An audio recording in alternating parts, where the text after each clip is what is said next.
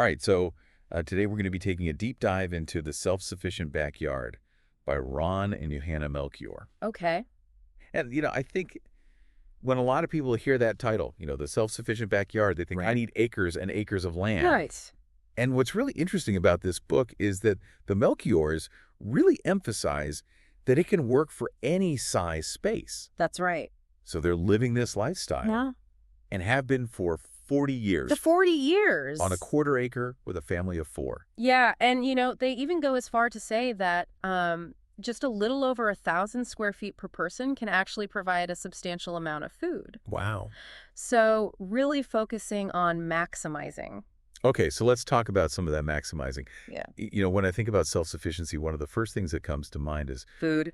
food production. How are we going to be Right. growing this food? Yeah. And I was really fascinated by the idea of year-round gardening, Yes. especially for those of us who live in colder climates. They have a whole section about building and maintaining a year-round self-sustaining greenhouse, Oh, wow. which I thought was impressive. But then even further than that, they were talking about extending the season with cold frames. So you can be picking lettuce. You can be picking fresh lettuce when there's snow on the ground. That sounds amazing. Right? So we've got these cold frames, we've got greenhouses. Yes. But, a lot of us just don't have a lot of space. Right. What about maximizing space?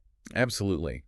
So, they really get into vertical gardening, Yeah. companion planting, focusing on high-yield crops. Mm. So it's really about, working smarter, not harder, Okay. getting the most out of every inch. We're growing food year-round. We're maximizing the space that we have. Yeah. But what about preserving this food? Oh, yeah, that's a really important part of this, too.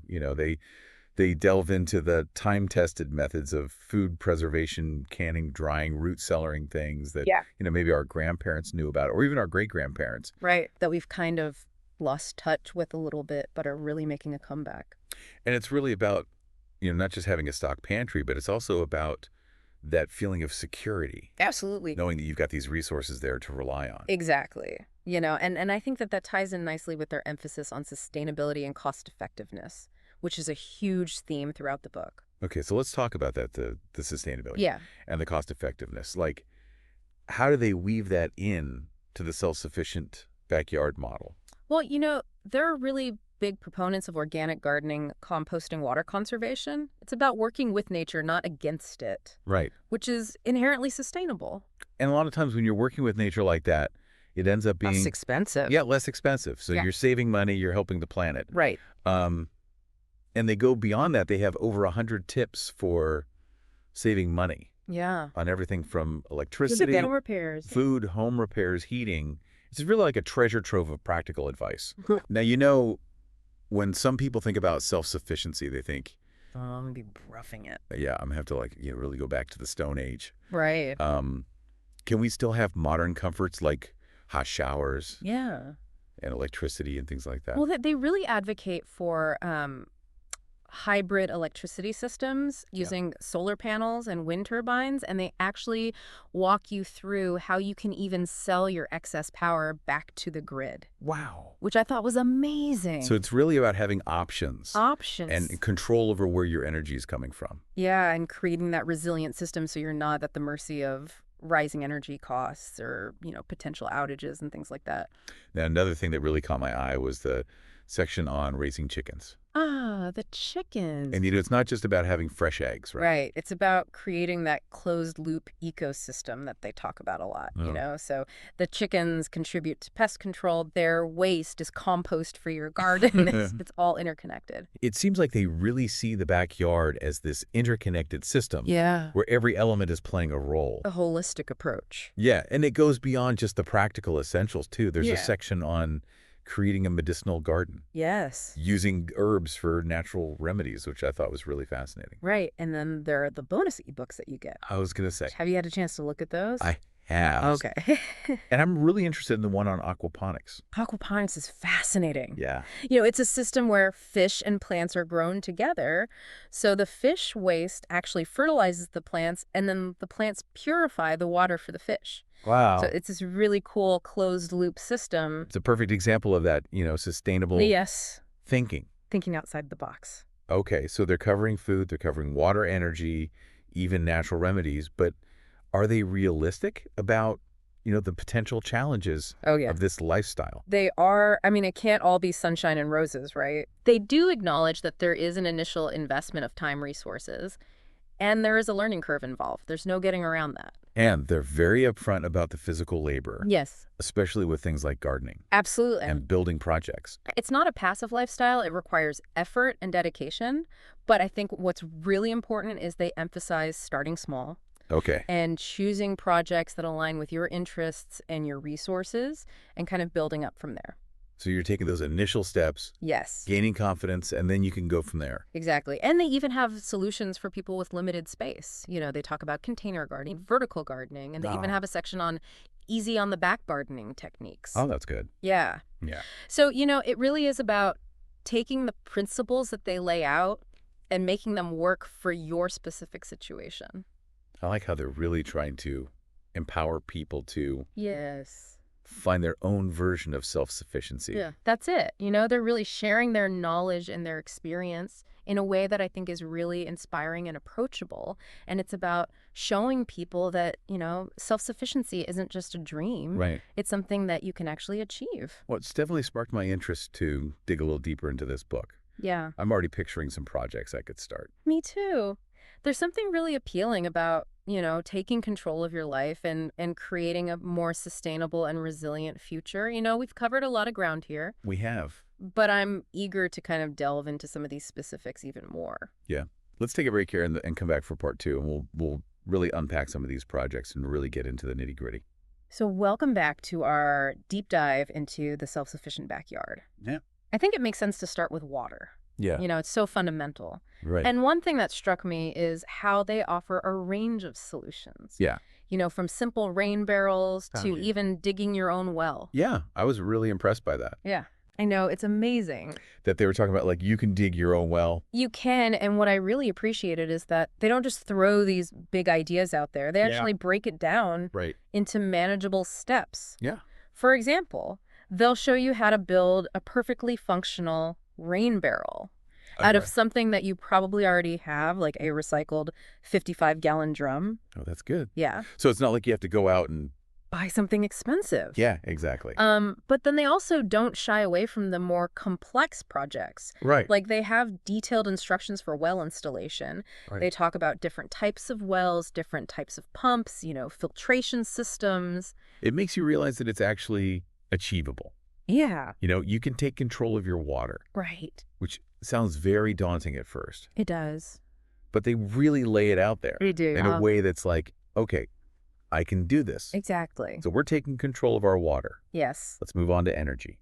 I was really curious about those hybrid electricity systems that they advocate for. Yeah, me too. I mean, solar panels and wind turbines, it sounds like a futuristic dream, Yeah. but they present it in such a practical way. Right. I really appreciated how they demystified all the technical aspects. Right. And they walk you through each component, the installation process, and even the possibility of selling your excess power back to the grid. Yeah, that part blew my mind. I know. Like, we can actually sell our power back to the grid. You can. Yeah. And it really speaks to, their emphasis on sustainability. Right. Not only are you becoming more independent, but you're reducing your carbon footprint. And they even have instructions for building your own solar panels. I know, it's incredible. Okay, so they're big on DIY.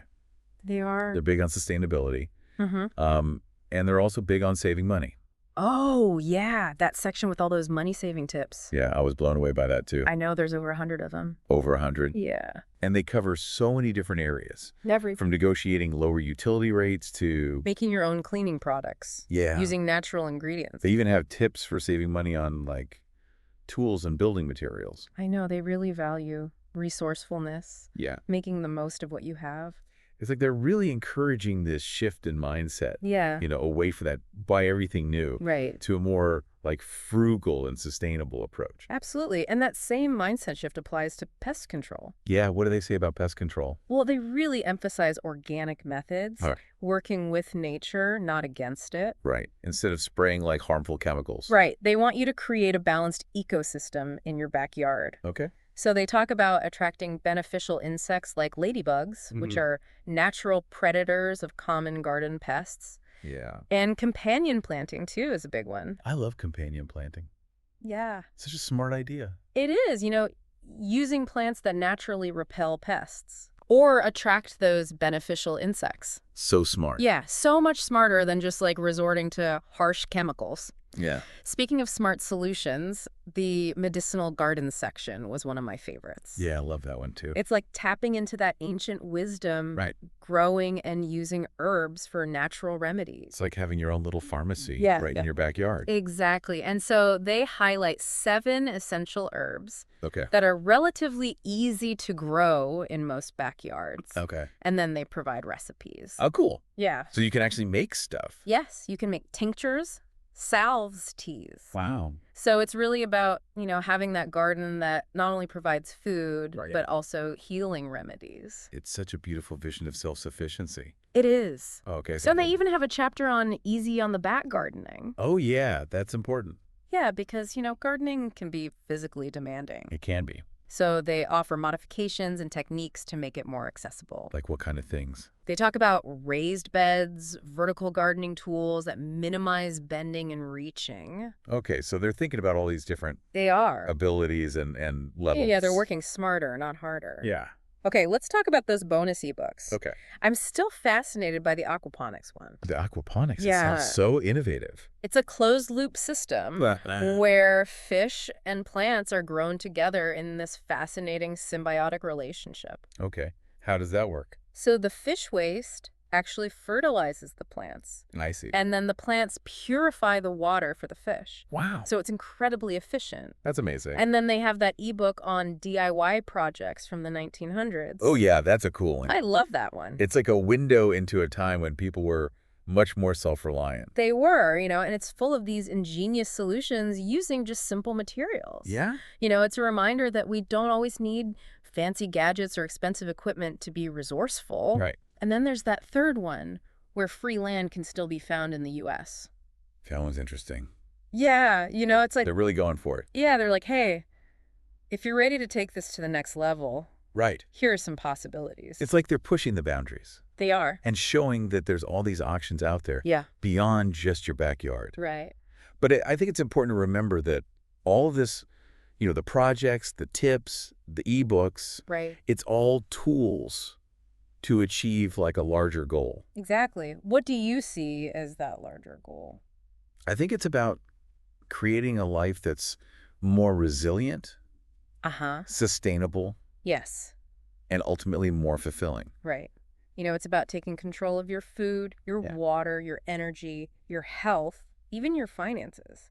It's really inspiring to see how much is possible Yeah. when you have the knowledge. The skills. Yeah, the Yeah. determination. It's like they're saying you have more power than you think Yeah, to shape your own life. That's a great way to put it. And, they're very upfront about the fact that this lifestyle is not a walk in the park. right. It requires effort, dedication, and a willingness to learn. So it's not like a quick fix. No, It's a lifestyle change. it is. But they also emphasize that it doesn't have to be all or nothing.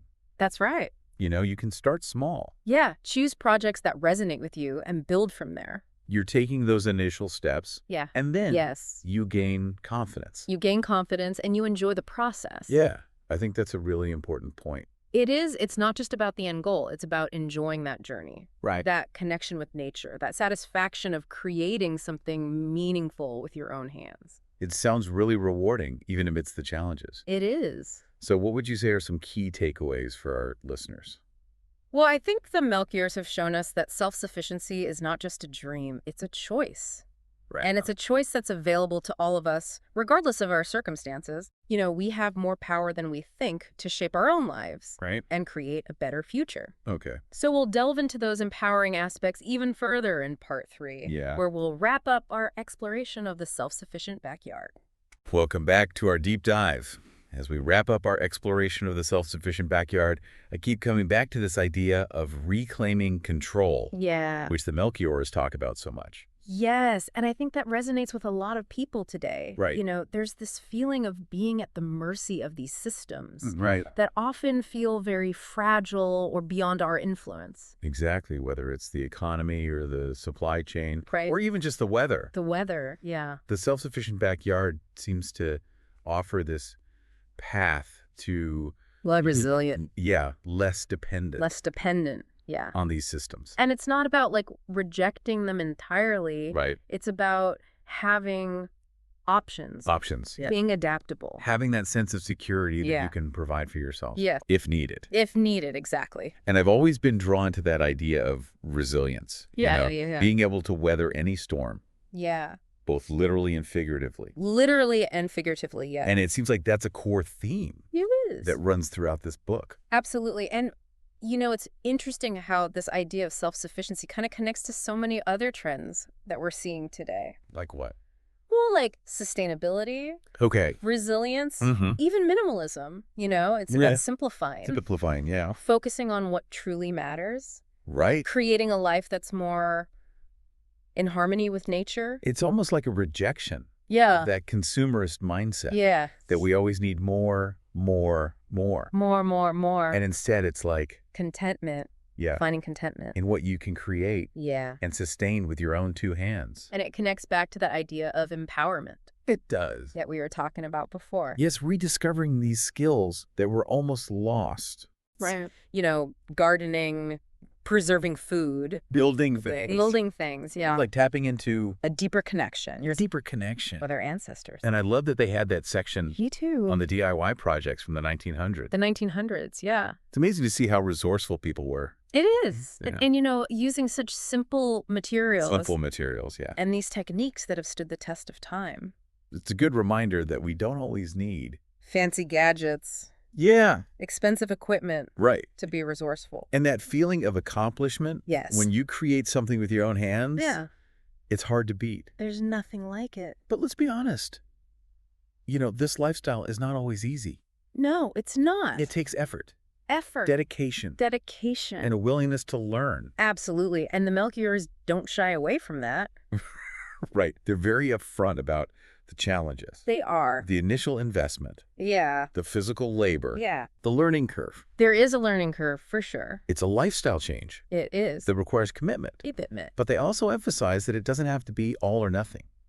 That's right. You know, Start small. you can start small Choose one project Yeah. that resonates with you and build from there. and you gain confidence. You gain confidence and you enjoy the process.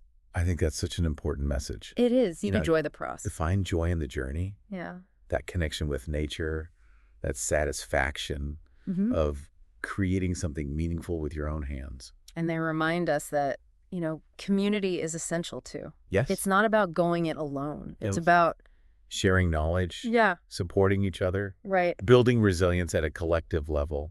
So it's not just about the individual backyard. No. It's about this larger vision Right. for a more sustainable Sustainable. and resilient future. For everyone. And where communities are empowered Empowered, yeah, to take care of themselves. to take care of themselves. Exactly. And it's about leaving a legacy, right? Yes. For our kids. For future generations. Showing them that it's possible That it's to possible. live in a way Yeah. that's both fulfilling The fulfilling and responsive. and responsible. Absolutely. It's really about creating a world that's not just about consuming, Right. but about creating Contributing.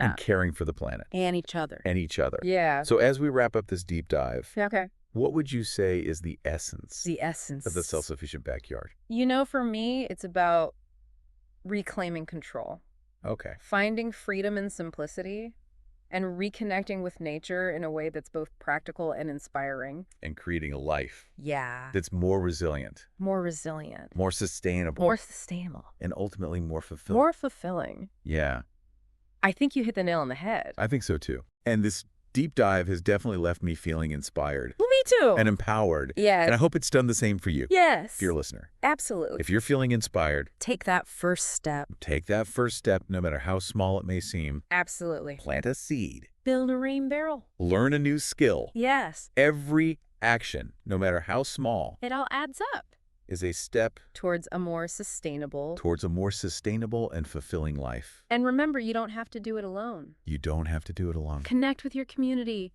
Share your knowledge. Seek out those who inspire you. Yeah. Together, we can create a world where self-sufficiency is not just a dream, but a way of life. Well said. Thanks for joining us on this deep dive. And until next time, keep exploring, keep learning, and keep growing.